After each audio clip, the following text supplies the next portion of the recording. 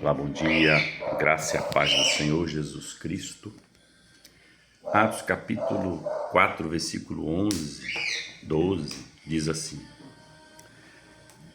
E ele designou alguns para apóstolos, outros para profetas, outros para evangelistas e outros para pastores e mestres, com o fim de preparar os santos para a obra do ministério, para que o corpo de Cristo seja edificado.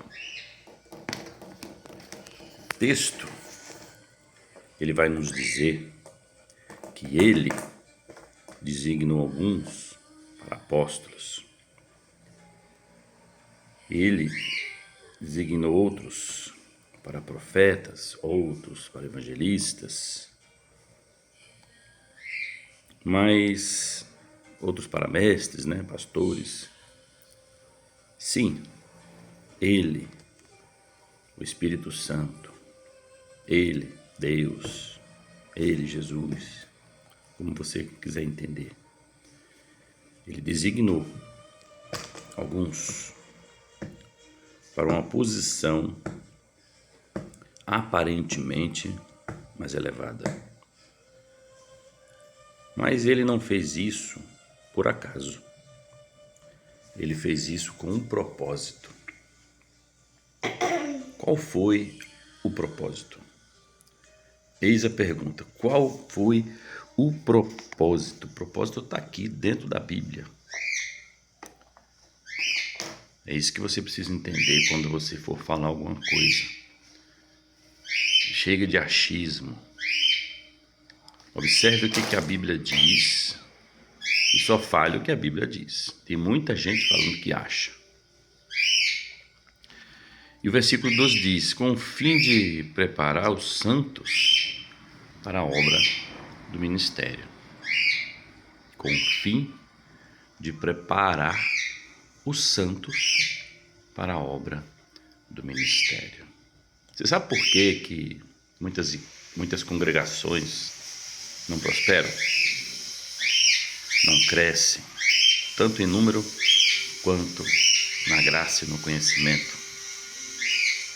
Porque aqueles a qual Deus já havia designado com uma posição para que preparasse os santos para a obra do ministério, estão negligenciando o seu chamado. A função de um pastor, por exemplo, é pastorear, óbvio. A função de um mestre é ensinar. Mas se um mestre não ensina, logo os santos não serão desenvolvidos para a obra do ministério.